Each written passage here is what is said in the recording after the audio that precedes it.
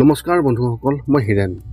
আজি আপোনালোকক এই ভিডিঅ'টোৰ জৰিয়তে এই 2024 বৰ্ষৰ ডিচেম্বৰ মাহটোত অৰ্থাৎ বছৰৰ অতি শেষৰ মাহটোত মেঘ ৰাশিৰ ব্যক্তিসকলে কেনেদৰে ফলাফল লাভ কৰিব তাৰে সম্পূৰ্ণ তথ্য আপোনালোকক এই ভিডিঅ'টোৰ জৰিয়তে আগবঢ়াইছোঁ। প্ৰথমে মোৰ চেনেলটো আপোনালোকে ছাবস্ক্ৰাইব কৰি ল'ব, যাতে মোৰ পিছৰ ভিডিঅ'বিলাক আপোনালোকে সহজে লাভ কৰিব পাৰে। লগতে মোৰ ভিডিঅ' যি ভাল লাগে তেন্তে লাইক আৰু শ্বেয়াৰ কৰিব, কমেণ্ট কৰি আপোনালোকৰ মনোভাৱ প্ৰকাশ কৰিব। এতিয়া আহোঁ মূল বিষয়লৈ। আমাৰ সকলোৰে মনত এটা কৌতূহল আছে যে আগন্তুক মাহটো আমাৰ বাবে কেনেকুৱা হ'ব। বহু ধৰণৰ প্ৰশ্ন আমাৰ মনত উদয় হয়, যেনে এই মাহটো কেনেকুৱা হ'ব, ব্যৱসায় বা চাকৰিৰ ক্ষেত্ৰত অগ্ৰগতি হ'বনে নহয়, নে আমি নতুন প্ৰত্যাহ্বানৰ সন্মুখীন হ'বলগীয়া হ'ব। সেয়েহে আপোনাৰ ৰাশি আৰু ৰাশিৰ ওপৰত বিভিন্ন গ্ৰহ নক্ষত্ৰৰ প্ৰভাৱ আৰু গতিবিধিৰ ওপৰত বিবেচনা কৰি এই ডিচেম্বৰ মাহটোত মাহেকীয়া ৰাশিফলৰ সঠিক মূল্যায়ন কৰা হৈছে আপোনালোকক এই ভিডিঅ'টোৰ জৰিয়তে, যাতে আপুনি সেই অনুসৰি প্ৰস্তুতি চলাব পাৰে। এই ভিডিঅ'ত আমি মাহেকীয়া ৰাশিফল কেনেকুৱা হ'ব সেই বিষয়ে উল্লেখ কৰিছোঁ। ইয়াত আপোনাৰ পৰিয়াল, আৰ্থিক, কেৰিয়াৰ, শিক্ষা, প্ৰেম, স্বাস্থ্যৰ এনেধৰণৰ বিভিন্ন দিশৰ ওপৰত ভিত্তি কৰি এই ডিচেম্বৰ মাহটোত আপোনাৰ ভৱিষ্যতবাণী কেনে হ'ব তাৰেই বিৱৰণ আপোনাক উল্লেখ কৰা হৈছে। ইয়াৰ দ্বাৰা আপুনি জানিব পাৰিব যে ডিচেম্বৰ মাহত আপুনি আপোনাৰ ৰাশিফলৰ অনুসৰি কি প্ৰস্তুতি চলাব লাগিব। ইয়াত উল্লেখ কৰা ৰাশিফলৰ যি বৰ্ণন, সেই বৰ্ণন আপুনি খুব ভালভাৱে মন দি শুনক আৰু সেই অনুসৰি আপুনি প্ৰস্তুতি চলাওক। কিন্তু আপোনালোকক এইটো জনাই থোৱা উচিত যে এই ভিডিঅ'ৰ এই যি ৰাশিফলৰ বৰ্ণন, এই বৰ্ণন এক বিশেষ ৰাশিৰ ওপৰত বিশেষভাৱে বিবেচনা কৰি এই ভিডিঅ'টো প্ৰস্তুত কৰা হোৱা নাই, বিশেষকৈ এজন ব্যক্তিৰ হিচাপে নহয়। ইয়াত ৰাশিৰ ওপৰত যি ফলাফল প্ৰভাৱ পৰিব তাৰে বৰ্ণন উল্লেখ কৰা হৈছে। গতিকে এনেদৰে আপুনি আপোনাৰ জীৱনত ঘটিব পৰা সকলো কথাৰ তথ্য জানিব পাৰিব এই ভিডিঅ'টোৰ জৰিয়তে। গতিকে কোনো পলম নকৰাকৈ এতিয়া আমি এই 2024 বৰ্ষৰ ডিচেম্বৰ মাহটোত মাহেকীয়া ৰাশিফলৰ বৰ্ণন আপোনালোকৰ আগত আগবঢ়াবলৈ আগবাঢ়িছোঁ। সৰ্বপ্ৰথম পাৰিবাৰিকৰ ক্ষেত্ৰত এনেধৰণৰ, আপোনাৰ পিতৃ মাতৃৰ সৈতে আপোনাৰ সম্পৰ্ক অধিক শক্তিশালী হৈ উঠিব আৰু তেওঁলোকৰ বাবে আপুনি আৱেগিক হৈ থাকিব। আপোনাৰ পৰিয়ালৰ কোনো সদস্যৰ বিয়া হোৱাৰ সম্ভাৱনা আছে আৰু সেই সম্পৰ্কটো স্থায়ী হ'ব পাৰে, যাৰ বাবে ঘৰখনত সুখৰ পৰিৱেশৰ এক পৰিৱেশ সৃষ্টি হ'ব। আপোনাৰ পৰিয়ালত আত্মীয় স্বজন আহিব আৰু পুৰণি স্মৃতিবোৰ সতেজ হৈ পৰিব।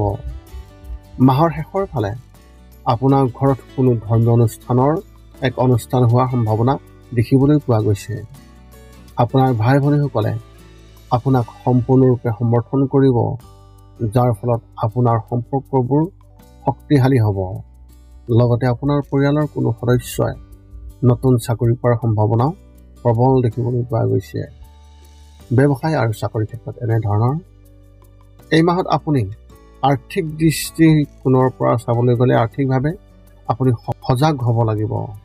ব্যৱসায়ত কোনো অনুষ্ঠানত লোকচানৰ সম্ভাৱনা দেখিবলৈ পোৱা গৈছে আৰু ইয়াৰ সম্ভাৱনাও অধিক। গতিকে চৌদিশে সাৱধান হওক। কোনোবাই টকাৰ লেনদেনৰ সময়ত আপোনাক প্ৰতাৰণা কৰিবলৈ চেষ্টা কৰিব।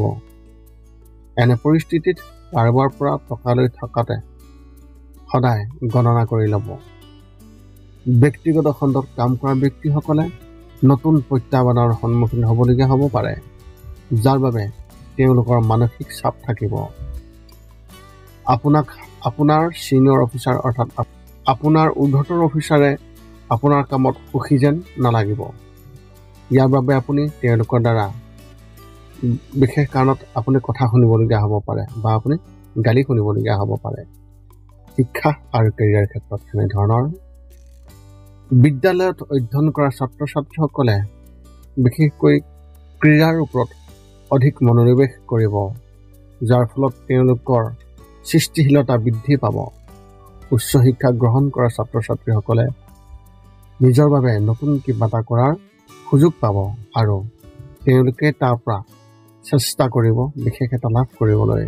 কিন্তু পুঁজিৰ অভাৱত সেয়া সম্ভৱ নহ'ব। যদি আপুনি আপোনাৰ কেৰিয়াৰক লৈ আশংকাত ভুগিছে তেন্তে সেই সন্দেহ এই মাহতে আঁতৰি যাব। চৰকাৰী পৰীক্ষাৰ বাবে প্ৰস্তুতি চলোৱা যিসকল ব্যক্তি বা যিসকল ছাত্ৰ ছাত্ৰী তেওঁলোকে এই মাহতে সফলতা লাভ কৰিব পাৰিব। কোনোবা এটা ক্ষেত্ৰত কাম কৰাৰ সুযোগ পাব। প্ৰেমৰ ক্ষেত্ৰত এনেধৰণৰ প্ৰেম জীৱনটো মধুৰ হ'ব আৰু আপোনাৰ সংগীৰ প্ৰতি আত্মবিশ্বাস বৃদ্ধি পাব। আপোনাৰ সংগীও আপোনাক প্ৰতিটো ক্ষেত্ৰতে সহায় কৰিব, যাৰ ফলত আপোনাৰ সম্পৰ্ক শক্তিশালী হ'ব। অবিবাহিত লোকসকলে এই মাহত হতাশ অনুভৱ কৰিব। যদিও আপুনি বন্ধুৰ প্ৰেমত পৰিব পাৰে, কিন্তু সিফালৰ পৰা কোনো সংকেতৰ অভাৱত বিষয়টো আৰু আগবাঢ়ি নাযাব। যদি আপুনি ইতিমধ্যে কাৰোবাৰ লগত প্ৰেমৰ সম্পৰ্কত আছে তেন্তে এই মাহত আপোনাৰ সংগীৰ সৈতে কোনো বিষয়ক লৈ মতানৈক্য হ'ব পাৰে, কিন্তু সেইটো অতি সোনকালে সমাধান হ'ব। অবিবাহিত ব্যক্তিসকলে আৰু বেছি সময় অপেক্ষা কৰিব লাগিব। স্বাস্থ্যৰ ক্ষেত্ৰত এনেধৰণৰ স্বাস্থ্যৰ দৃষ্টিকোণৰ পৰা এই মাহটো খুবেই ভাল হ'বলৈ গৈ আছে। মাহৰ মাজভাগত চৰ্বিযুক্ত খাদ্য পৰিহাৰ কৰিব লাগিব, অন্যথা ইয়াৰ ফলত আপুনি ক্ষতিৰ সন্মুখীন হ'বলগীয়া হ'ব পাৰে। কেৱল ঘৰুৱা খাদ্য খোৱাৰ অভ্যাস গঢ়ি তোলক।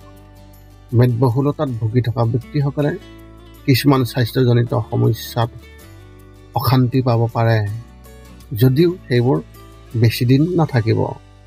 মাহৰ শেষত মূৰৰ বিষৰ যি অভিযোগ, সেই অভিযোগ আহিব পাৰে। এই সময়ছোৱাত আপুনি আপোনাৰ আত্মবিশ্বাস বৃদ্ধি হোৱা দেখিবলৈ পাব, যাৰ ফলত আপোনাৰ মানসিক স্বাস্থ্য নিখুঁত হ'ব। আপুনি আপোনাৰ মনক শান্ত কৰি ৰাখিবলৈ চেষ্টা কৰক। আপোনাৰ এই মাহত শুভ সংখ্যা হিচাপে 6 আৰু শুভ ৰং হিচাপে আপোনাৰ এই মাহত বগা ৰং ব্যৱহাৰ কৰিব পাৰে। মেষ ৰাশিৰ ব্যক্তিসকলৰ বাবে এক বিশেষ তথ্য আগবঢ়া হৈছে। এই মাহত বিত্তীয় ব্যৱস্থাপনা চিন্তাশীলভাৱে কৰিব লাগিব, নহ'লে আপুনি বৃহৎ লোকচানৰ সন্মুখীন হ'ব লাগিব। এই বিষয়ে আপুনি পিছত জানিব পাৰিব, যাৰ বাবে আপুনি একো কৰিব নোৱাৰিব।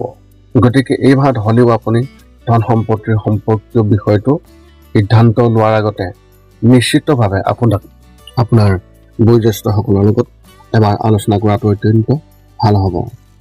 এই মাহৰ ৰাশিফলৰ বৰ্ণন জনাৰ পিছতো কেইটামান কথা মনত ৰাখিব লাগিব। যিকেইটা কাম কৰিলে আপুনি শাৰীৰিক আৰু মানসিকভাৱে আপুনি অতি সুস্থ হৈ থাকিব আৰু লগতে আহিব লগা সংকট খুব সহজে দূৰ কৰাত সহায়ক হ'ব। এই 5টা নিয়ম এনেধৰণৰ। 1 নম্বৰ, শৰীৰটো সুস্থ কৰি ৰাখিবলৈ দৈনিক যোগাসন কৰক, য'ত মূলতঃ 10 মিনিট ওমকাৰ মন্ত্ৰ, 10 মিনিট কপালভাতি আৰু 10 মিনিট অনুলোম বিলোম এই যোগাসন জপ কৰিব লাগিব। ইয়াৰ লগে লগে আপোনাৰ শৰীৰ আৰু মানসিক স্বাস্থ্য একেবাৰে নিখুঁত হৈ থাকিব। ৰাতি শোৱাৰ আগতে নিস্তব্ধ আৰু নিৰ্জন ঠাইত 10 পৰা 20 মিনিট ধ্যান ধাৰণা কৰিব লাগে। ইয়াৰ দ্বাৰা 2টা উপকাৰ পোৱা যায়। এটা হ'ল আপুনি ভাল টোপনি পায় আৰু দ্বিতীয়তে পিছদিনা আপুনি সতেজ অনুভৱ কৰে। ধ্যান কৰি থাকোঁতে মধ্যমীয়া শব্দত শান্ত সংগীতো শুনিব পাৰি। 3 নম্বৰ হৈছে প্ৰতি মঙলবাৰে পুৱা নিশ্চয় হনুমান চালিচা পাঠ কৰক আৰু হনুমান মন্দিৰ দৰ্শন কৰক। ইয়াৰ দ্বাৰা আপোনাৰ আৰু আপোনাৰ পৰিয়ালৰ যিকোনো ধৰণৰ সংকট দূৰ হ'ব আৰু সদায় সুখ আৰু শান্তি থাকিব। 4 নম্বৰ হৈছে প্ৰতিদিনে ঘৰৰ বাহিৰত গৰু আৰু কুকুৰক নিশ্চয়কৈ আহাৰ খুৱাওক। লগতে চৰাই আদিৰ বাবেও খাদ্য বা পানীৰ ঘৰৰ ছালৰ ওপৰত ৰাখিবলৈ চেষ্টা কৰক। এই পৃথিৱীখন যিমান আমাৰ সিমানেই সিহঁতৰো। নিতৌ ইহঁতক খুৱাই আমি গুণ পাওঁ আৰু গ্ৰহবোৰৰ কুপ্ৰভাৱ দূৰ হয়। মাজে মাজে চৌপাশৰ দুখীয়াসকলক উপযুক্তভাৱে সহায় কৰক আৰু ভোকাতুৰক আপুনি খুৱাবলৈ চেষ্টা কৰক। এই আছিল মেঘ ৰাশিৰ ব্যক্তিসকলে লাভ কৰিবলগীয়া এই 2024 বৰ্ষৰ ডিচেম্বৰ মাহটোত তাৰে সম্পূৰ্ণ বৰ্ণন। এতিয়াও যদি আপোনাৰ মনত জ্যোতিষ সম্বন্ধে কিবা প্ৰশ্ন আছে তেন্তে আপোনালোকে সেই প্ৰশ্ন এই ভিডিঅ'ৰ তলত আপোনালোকে কমেণ্ট কৰি আপোনালোকে আমাক অৱগত কৰক আৰু আমি আপোনালোকৰ সেই প্ৰশ্নৰ উত্তৰ অতি সোনকালে দিবলৈ আমি সকলো সময়তে সাজু আছোঁ। পুনৰ লগ পাম অন্য এটা ভিডিঅ'ত। আজিলৈ ধন্যবাদ।